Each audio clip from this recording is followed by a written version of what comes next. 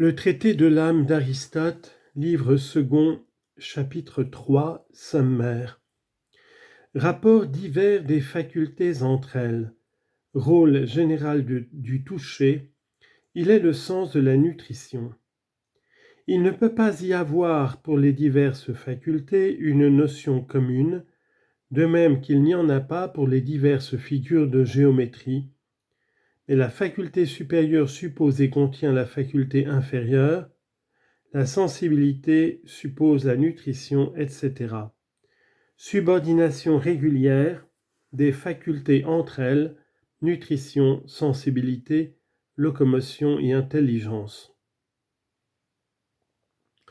Les facultés de l'âme que nous avons énumérées ou bien appartiennent toutes ensemble à quelques êtres, ainsi que nous l'avons dit, ou bien d'autres êtres n'en ont que quelques-unes seulement, ou même d'autres n'en ont qu'une seule. Nous appelons faculté la nutrition, les appétits, la sensibilité, la locomotion, la pensée. Les plantes n'ont que la nutrition.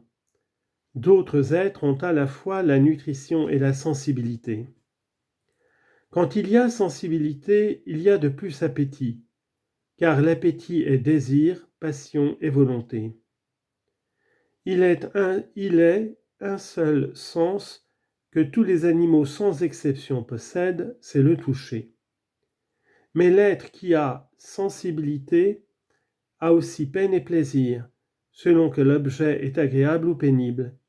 Et les êtres qui ont ces qualités ont en outre le désir, car le désir est l'appétit de ce qui fait plaisir. De plus, ces êtres ont aussi le sens de la nourriture, car le toucher est le sens de l'alimentation.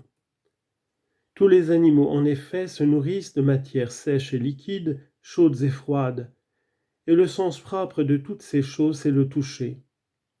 S'il s'applique aux autres choses sensibles, c'est indirectement. En effet, ni le son, ni la couleur, ni l'odeur ne contribuent en rien à la nourriture de l'animal. Mais la saveur est une des choses accessibles au sens du toucher.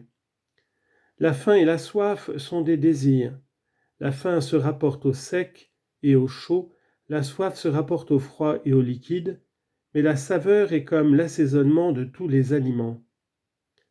Nous nous expliquerons plus tard à ce sujet. Disons seulement ici que ceux des animaux qui ont le toucher ont aussi l'appétit. Ont-ils aussi l'imagination ? C'est ce qui est incertain, et nous reviendrons plus loin sur cette question.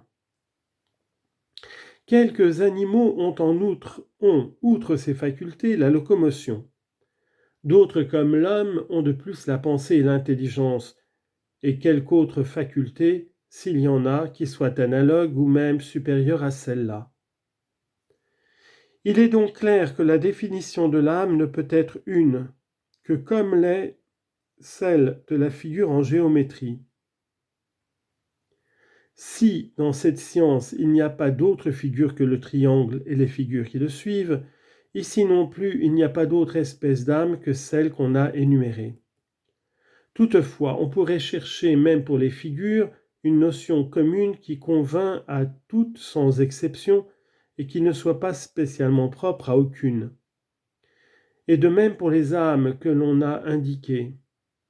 Mais il serait ridicule de chercher pour elles, aussi bien que pour les figures géométriques, une notion commune qui ne serait ni la notion propre d'aucune des choses en question, ni relative à l'espèce particulière et individuelle que l'on considérerait. Laissons donc cette recherche de côté. Mais à un autre égard, il en est de même à peu près pour l'âme que pour les figures. Pour celle-ci et pour les êtres animés, le terme qui suit contient également en puissance le terme qui le précède. Et par exemple, le triangle est dans le carré, la nutrition dans la sensibilité, de telle sorte que pour chaque être, il faut chercher spécialement quelle est l'âme dont il est doué, et ainsi quelle est l'âme de la plante, celle de l'homme ou celle de la bête. Examinons quelle est la loi de cette série régulière. Sans nutrition, point de sensibilité. Mais la nutrition dans les plantes est séparée de la sensibilité. D'autre part, sans le toucher, aucun des autres sens n'existe. Mais le toucher peut exister sans les autres. Ainsi, beaucoup d'animaux n'ont ni la vue ni l'ouïe et sont tout à fait privés du sens de l'odorat. Parmi les êtres doués de sensibilité, les uns possèdent la locomotion, d'autres ne l'ont pas. Enfin, très peu d'animaux ont le raisonnement et la pensée. Ceux qui, parmi les êtres périssables, ont le raisonnement, ont aussi toutes les autres facultés. Mais ceux qui n'en ont qu'une n'ont pas tous le raisonnement. En outre, les uns sont dénués même de l'imagination, tandis que d'autres ne vivent que par elle. Quant à l'intelligence spéculative, c'est une toute autre question. Il est donc évident que la définition qui convienne mieux à chacune de ces facultés est aussi celle qui convient le mieux à l'âme.